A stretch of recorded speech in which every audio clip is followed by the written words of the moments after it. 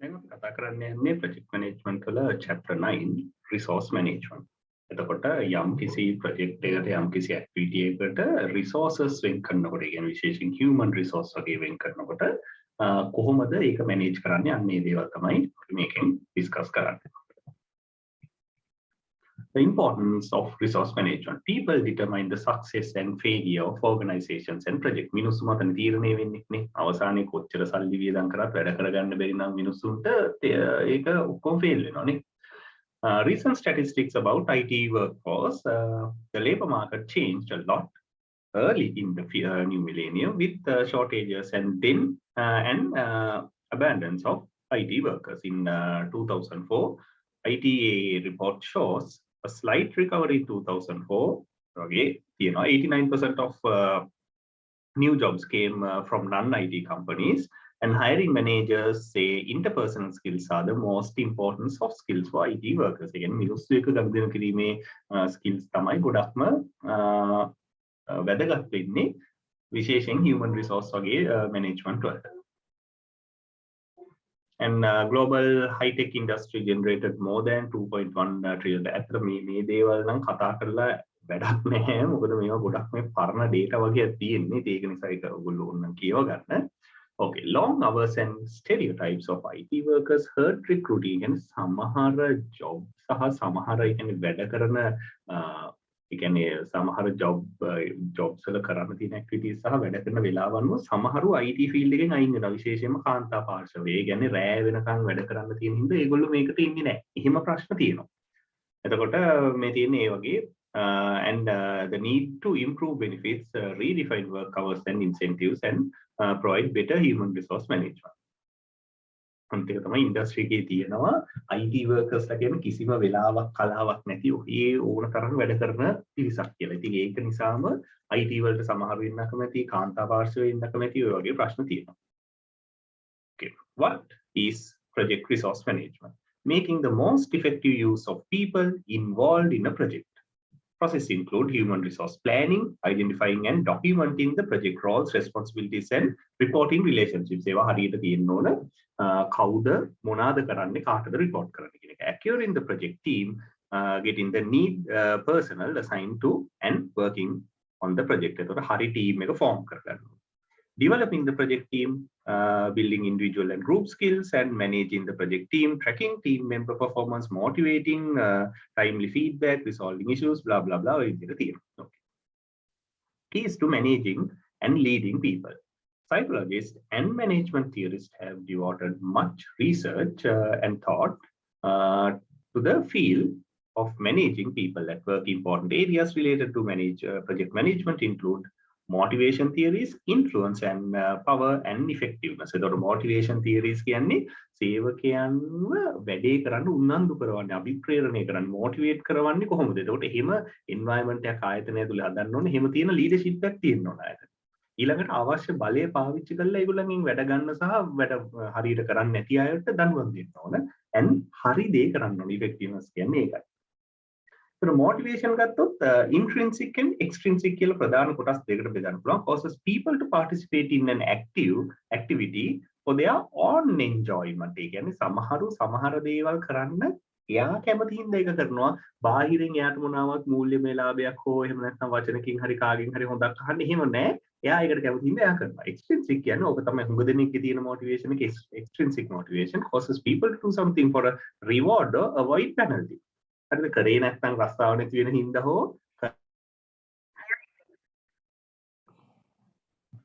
the extrinsic motivation එක තමයි managers ලා විදිහට කරන්න පුළුවන් දේ තමන්ගේ workers ලව motivate කරන්න. මොකද intrinsic motivation කියන එක ඒක ඇතුළෙමයි ඉන්නේ. කියන්නේ worker තමන් දෙයක් කිරීමෙන් එයා තෘප්තියක් ලබන හින්දා කරනවා. කවුරුවත් කියනවත් නෙමෙයි කරන්නේ. හරි. එතකොට මෙතන for example some children take piano lessons for intrinsic motivation. ඒගොල්ලෝ කැමති හින්දා කරනවා. While others take them for extrinsic motivation to get a reward or avoid punishment. Maslow's hierarchy of need. මේක අපි කලින්ුත් කතා කරලා තියෙන දෙයක්. එතකොට මේකේ levels පහක් තියෙනවා. ඉතින් මේ levels පහේ worker ඉන්නේ කොතනද කියන එක මත තමයි තීරණය වෙන්නේ. එයාව motivate කරන්නේ කොහොමද? සහ motivate වෙන්නේ කොහොමද කියලා. හරි. එතකොට දැන් මේ Maslowගේ hierarchy of need ගත්තොත් එහෙම ෆිසියොලොජිකල් නීඩ් එක කියන්නේ රස්සාවක් නැතුව කිසිම ආදායමක් නැතුව ඉන්න මිනිසෙකුට රස්සාවක් දෙනවා කිව්වොත් ඒ මිනිස්සයා එනවා. ඒ මොකද ඒ මිනිස්සයාට කන්න බොන්න ඉන්න හිටින්න සහ ඇඳුම් පැළඳුම් කියන බේසික් නීඩ්ස් ටික සැටිස්ෆයි කරගන්න පුළුවන් හින්දා ඒ ජොබ් එකෙන් එයා ඒක කරන්න මොටිවේට් වෙනවා. හැබැයි ටික කාලයක් යනකොට තව කවුරු හරි කිව්වොත් මම රස්සාවක් දෙන්නම් ඔයාලට ඒ පඩියටම ඕනනම් සමාජීට වැඩි පඩියක් කිව්වොත් එයා ඒ තරම් මොටිවේට් වෙන්නේ මොකද ඒ ඔල්රෙඩි එක සැටිස්ෆයි කරගන්නේ. ඊළඟට එයාට ඕන සේෆ්ටි නීඩ්ස් එක කියන්නේ ස්ථිර රැකියාවක් අනාගතයක් පේන රැකියාවක් ඒ වගේ. ඒකට ඔහොම ඉන්නකොට කවුරු හරි ස්ථිර රැකියාවක් රජයේ රැකියාවක් වගේ දෙනවා කිව්වොත් සමහර විට ඒ පඩියටම යන්න පුළුවන්. ඊට පස්සේ යාට අවශ්‍ය වෙනවා සෝෂල් නීඩ්ස් කියලා. ඒ කියන්නේ කෙලින්ම ප්‍රොමෝෂන්ස් අවශ්‍ය වෙනවා. යාට නිකන් පඩි වැඩි කරාට දැන් යන්නේ ඉන්න තැනම පඩි වැඩි නොකර හරි ප්‍රොමෝෂන් එකක් දෙනවා නම් බලය පාවිච්චි කිරීමේ අවස්ථාවක් යාට ලබා දෙනවා නම් එයා ඒකට කැමති. සෝෂල් නීඩ්ස් ඊළඟට ස්ටීම් නීඩ්ස් වලදී යාට ඕන වෙනවා ඩොමිනේට් කරන්න. යාට ඕන වෙනවා ආයතනයක් තමන්ගේම ආයතනයක් පාලනය කරන්න. අන්න ඒ ලෙවල් එකට යනකොට එයා මොටිවේට් වෙන්නේ ඒවයි. යාට පඩි වැඩි කරා කියලා ප්‍රොමෝෂන් දුන්නා කියලා මොටිවේට් වෙන්නේ නැහැ. සෝෂල් නීඩ්ස් සැටිස්ෆයි කරපු මිනිහෙක් එයා බලන්නේ එයාගේම ආයතනයක් පටන් ගන්න. ඊළඟට ඒ ඔක්කොම කරලා තේරුමක් නැහැ. දැන් තමන් මොටිවේට් වෙන්නේ තමන්ම අලුත් දෙයක් කරලා එහෙම නැත්නම් බාහිර කිසිම දෙයකින් මොටිවේට් වෙන්නේ නැති ලෙවල් එක තමයි self actualization level එක. ඉතින් ඒක ගැන මම වැඩි එක්ස්ප්ලেইন කරන්න යන්නේ නැහැ මෙතන. එතකොට ways to influence that help and hurt projects are more likely to succeed when project managers influence the people using expertise and work challenge. ඒ කියන්නේ තමන්ගේ දැනුම පාවිච්චි කරලා මෙන්න මෙහෙමයි කරන්නේ ඔය විදිහට කරන්න කියන්න ඕනේ. එහෙම නැත්නම් එයාට අභියෝග කියන්නේ work challenges දෙන්න ඕනේ. ඒක කරාම එයාට යම්කිසි රිවෝඩ් එකක් ලැබෙනවා වෙන්න පුළුවන්. රිවෝඩ් එකක් නොලැබුණත් අඩුම ගානේ එයාට එක්ස්පීරියන්ස් එකක් හරි ලැබෙනවා. අන්න එහෙම. Projects are more likely to fail when project managers rely too heavily on authority. යාට තියෙන බලය පාවිච්චි කරලා කරපන් නැත්නම් මම work transfer කරනවා demote කරනවා එහෙම කියනවා නේද? එහෙම නැත්නම් සල්ලි වලින්ම කරොත් සල්ලි දෙනවා කිව්වට ඒක හරියට වැඩේ වෙන්නේ නැහැ. penalty ඒක දඬුවම්. okay. ඒවායින් හරියටම වැඩේ කරගන්න බෑ. දැන් මැනේජර්ට එහෙම නැත්නම් ලීඩර්ට තියෙන power එක ගත්තොත් coercive power කියන්නේ එයාට ලැබිලා තියෙන ඒ කියන්නේ එයාට හයිරාකි එකේ එයා ඉන්න level එකේ ලැබිලා තියෙන power එක. legitimate power කියන්නේ එයාට නීතිමය වශයෙන් මුත් ලැබිලා තියෙන දෙකම නිකන් එකට වගේ යන්නේ නීතිමය වශයෙන් ලැබිලා තියෙන power එක. expert power කියන්නේ මැනේජර් දන්නවනම් දෙයක් එයාට බොරු කරන්න බෑ. එයාගේ යට තියෙන අයට බෑ එයාට බොරු කරන්න. සහ එයාට ඒක පාවිච්චි කරලා අනිත් අයට වැඩ උගන්වන්න පුළුවන්. රිවෝඩ් power එයාට දෙන්න පුළුවන් මොන හරි රිවෝඩ් එකක් ඒක මැනේජර් දෙන්න බලයක් තියෙන්නත් තිබේ. ඊළඟට රෙෆරන්ස් power කියන්නේ කොයිතරම් හොඳ රිලේෂන්ෂිප් එකක් තියෙනවද වර්කර් and ලීඩර් අතර සහ ලීඩර්ව රෝල් මොඩල් එකක් විදිහට දකිනවා. එහෙම දැකලා වර්කර්ස්ලා එයාට තේ වැඩ කරන්න කැමති වෙනවා. Improving effectiveness. Core 7 habits. Project managers can apply Core 7 habits to improve effectiveness on projects. Be proactive. ඒ කියන්නේ වැඩේ වෙන්න කලින් stand by ඉන්න. Begin with the end in mind. අවසානයේ අපි මෙහෙම දෙයක් තමයි දකින්නේ කියලා තියෙන්න ඕනේ. එහෙම නැත්නම් ඉතින් ඇත්තට බැහැ ඉදිරියට යන්න. ඒක ඉදිරියට යනවද නැද්ද කියන එකවත් තීරණය කරන්න වෙන අවසානියක් දන්නේ නැතුව. Put first things first. මුලින් කළ යුතු දේවල් මුලින් කරන්න ඕන. පරක් වෙලා කළා වැඩක් නැහැ. මේ රටටත් වෙලා තියෙන දැන් ඒකනේ. Think win-win. ඒ කියන්නේ මොකක් හරි ප්‍රශ්නයකදී දෙපාර්ශ්වයම ඕකේ වෙන ඩිසිෂන් එකක් ගන්න ඕන. Seek first to understand then to understood. ඒ කියන්නේ ඉස්සෙල්ලා අහගෙන ඉඳලා තේරුම් අරන් වැඩේ කරන්න ඕන. synergize. ඒ කියන්නේ 1 + 1 is not equal to 2. ඒක 3 or 4 වගේ. ඒ කියන්නේ හොඳට ගැලපෙන ටීම් එකක් හැදුවොත් එහෙම දෙන්නෙත් දාලා ඒ දෙන්න තනියම වැඩ කරනවා වගේ දෙගුණයක් නෙමෙයි. ඊට වැඩිය සෑහෙන්න වැඩ සිද්ධ වෙනවා. හැබැයි ඒක අනිත් පැත්තටත් වෙන්න පුළුවන්. sharpen the saw. ඒ කියන්නේ හැමදාම අප්ඩේට් වෙන්න, හැමදාම දැනුම එකතු කරගන්න. ඒක මැනේජ්මන්ට් වලට අතිශය වැදගත්. Empathic listening and rapport. මොකද්ද මේ empathic listeners කියන්නේ? meaning they listen with the intent to understand. ඒ කියන්නේ නිකන් අර කියනවට අහන් ඉන්නව නෙමෙයි. තේරුම් ගැනීම බලාපොරොත්තු වෙන අහන් ඉන්නවා. Before you can communicate with others, you have to have rapport, which is relation of harmony, conformity and accord or affinity. එතකොට හොඳ රිලේෂන්ෂිප් එකක් තියෙන්න ඕනේ නැත්නම් මිනිස්සු කියලා ප්‍රශ්නයක් කියන්නෙත් නැහැ.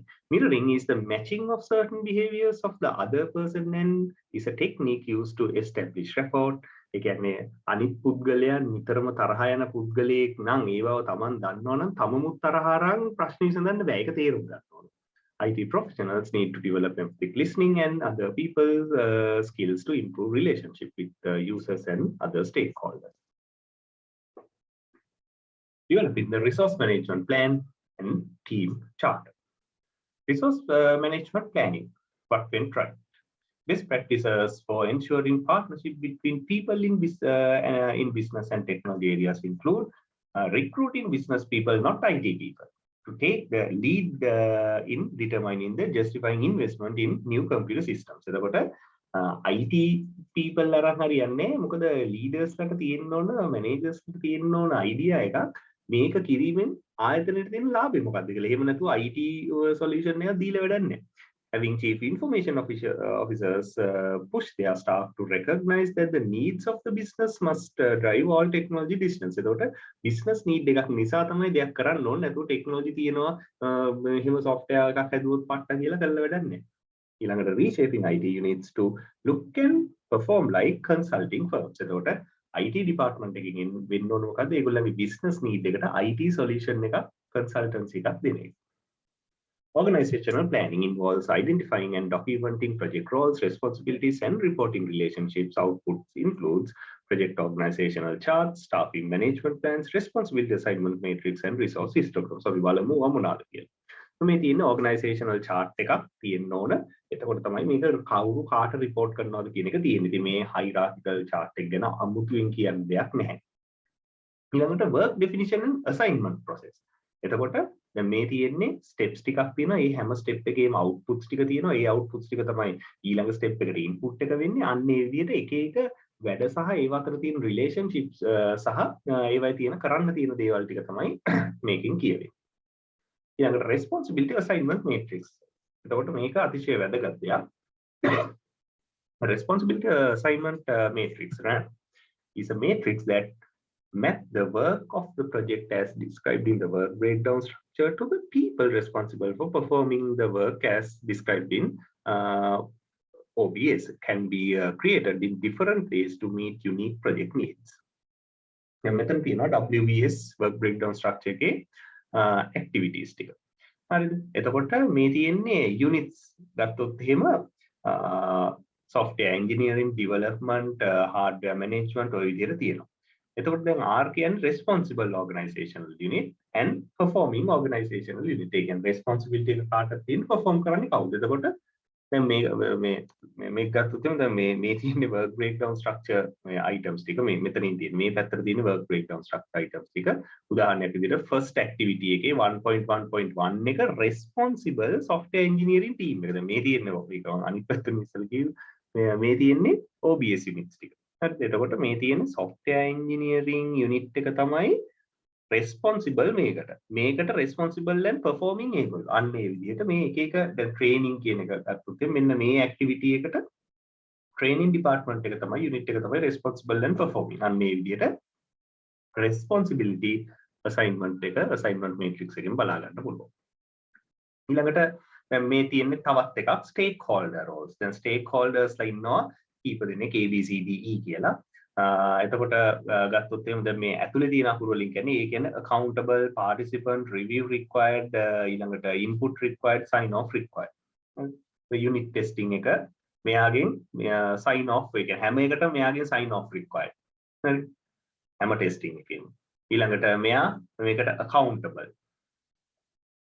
එතකොට C ගත්තොත් මේ පස් දෙනාගේ roles තියෙන එක මේ එක items වල. Okay. එතකොට මේ තියෙන්නේ RACI chart එක responsibility, accountability, consultation and inform. එතකොට ඒක ගත්තොත් එහෙම මේ තියෙන්නේ users ටික ඉන්නවා. එතනදී බලන්න responsibility, accountability, consultation and inform. එයාව inform තියෙන අයව inform කරනවා විතරයි.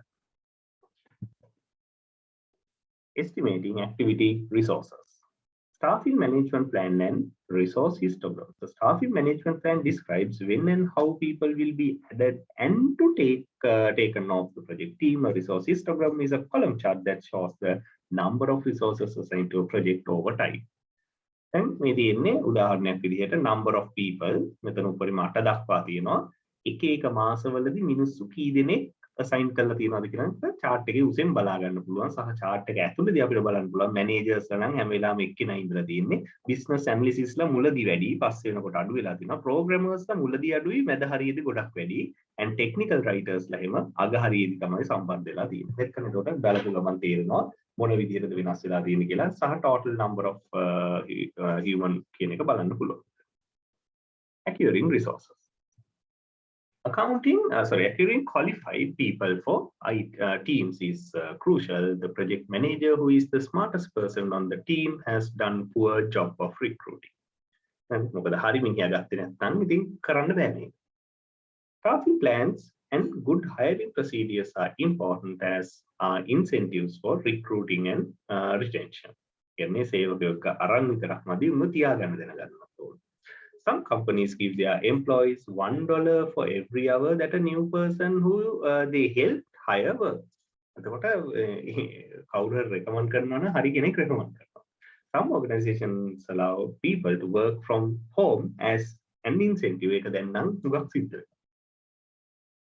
Why people leave their jobs? They feel they do not make a difference. මගෙන් වැඩක් නැහැ වගේ තේරෙනවා. හැබැයි රාජ්‍ය සේවය වගේ නෑ එහෙම වුණත් ඉන්නවා. They do not get proper recognition. Recognition නැති වුණොත් මාව ගණන් ගන්න නැහැ වගේ තේරුනොත් යනවා.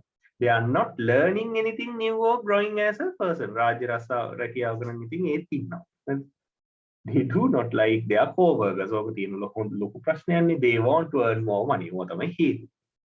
Okay. Resource loading refers to amount of individual resources and an existing schedule requires during specific time periods. Help project managers develop general understanding of the demands a project will make the organization's resources and individual people's schedules.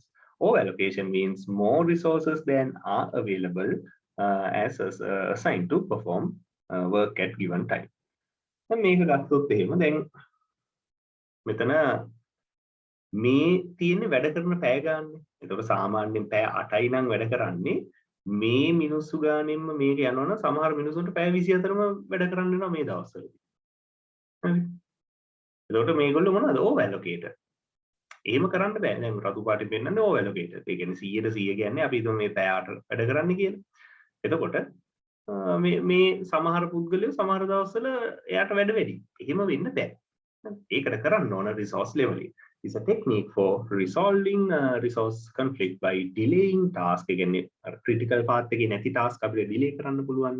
අන්න එහෙම delay කළා ඒවා ඉන්න මිනිස්සු අනිත් කඩේට දානවා. ඒ කියන්නේ මේ මිනිස්සුන්ට ඒ වැඩේ කරන්න පුළුවන්. The main purpose of resource leveling is to create a smoother distribution of resources and use and reduce overallocation.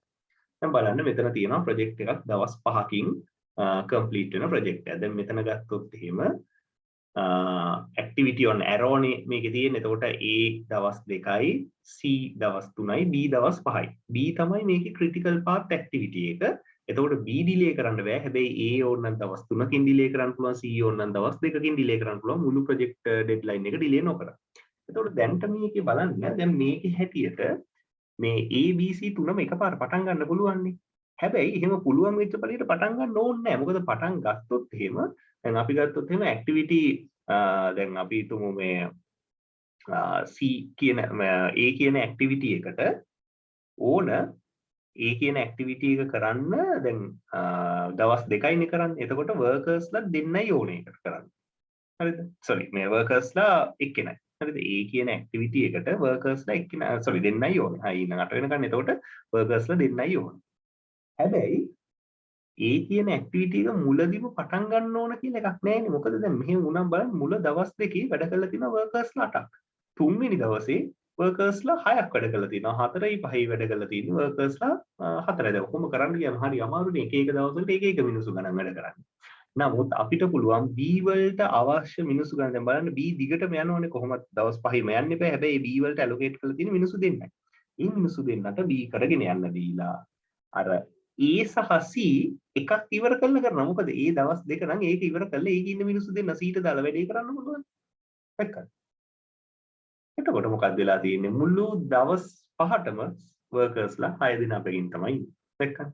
එතකොට එහෙම කරන්න පුළුවන් වෙන්නේ ඩිලේ කරන්න පුළුවන් ඇක්ටිවිටීස් තිබ්බොත් විතරයි. නැත්නම් ඉතින් බෑ කරන්න. Benefits of resource leveling එකකින් තියෙනවා when resources are used on more constant basis they require less management. If it may enable project managers to use just-in-time inventory type policy for using subcontractors or other expensive resources in results in fewer problems for project personnel and accounting department. It often improves morale. එතකොට මොකද morale එක වැඩි ඉන්නේ එකම පිරිසක් එක දිගට වැඩ කරනකොට හොඳ ටීම් එකක් හැදෙනවා. Okay, developing the project team. The main goal of team development is to help people work together more effectively to improve project performance. It takes teamwork to successfully complete most projects. So the model of team development: forming, storming, norming, performing, and adjourning. So forming කියන group එක form කරනවා, storm කියන හැමෝගෙම අදහස් ගන්නවා. එතකොට එතන ගැලපෙන්නේ නැති අදහස් තිබ්බොත් ඒවා හදා ගන්න ඕනේ. ඒක තමයි norming කියන්නේ. ඊට පස්සේ we can perform and අවසානයේ adjourning කියන්නේ ඒක ඒ කියන්නේ team එක project එක ඉවරනවා team එක විසිරුවා හරින්න ඕනේ. Training can help people understand themselves and each other and understand how to work better in teams. Team building activities include physical challenges and psychological preference indicator tools. ඒ කියන්නේ මිනිස්සුන්ගේ එක එක type මිනිස්සු තියෙනවා. ඒ ගැලපෙන types එකට දාන්න ඕන. Myers-Briggs types indicator එකේ ඔය වගේ personalities මෙතන තියෙනවා හතරක්. ඒ කියන්නේ මේ දෙකේ එක මිනිසෙකුට එක්ක extrovert or නැත්නම් introvert වෙන්න පුළුවන්, නැත්නම් sensation or intuition වෙන්න පුළුවන්, thinking or feeling වෙන්න පුළුවන්, judgment or perception වෙන්න පුළුවන්. එතකොට මෙතන combinations ඔක්කොම 16ක් හැදෙනවා. හරිද? එතකොට most suited for project leadership මෙන්න මේගොල්ලෝ. And suited as followers මේ කට්ටිය, not suited for project work මෙන්න මේ කට්ටිය හරියන්නේ නැහැ. එතකොට මේවයි මොනවාද කියන්නේ කියලා ඕනනම් නිකන් Myers-Briggs types කියලා search කරලා බලන්න. අපි ලොකුවට මෙතන කතා කරන්න යන්නේ නැහැ. Okay. Managing project team. Project managers must lead their teams in performing various project activities. After accessing team performance and relation information, the project manager must decide if changes should be requested to the project, if corrective or preventive action should be recommended, or and if updates are needed to the project management plan or organizational processes. Tools and techniques for managing project teams: observation and conversations, project performance appraisals, conflict management, and issue logs. General advice on teams: be patient and kind with your team. Fix the problem instead of blaming people. Then පේනවා රටේ ජනාධිපතිවරයා හැමෝටම blame කර කර ඉන්නවා, problem එක fix කරන්නේ නැහැ. Establishing regular effective meetings. Allow time for teams to go through basic team building stages. Limit the size of work teams to 3 to 7 members. Plan some social activities to help project team members and other stakeholders get to know each other better. Stress team identity. Nurture team members and encourage them to help each other. Take additional actions to work with virtual team members. Okay. එතකොට අපේ chapter 9 එක ඔතනින් ඉවරයි.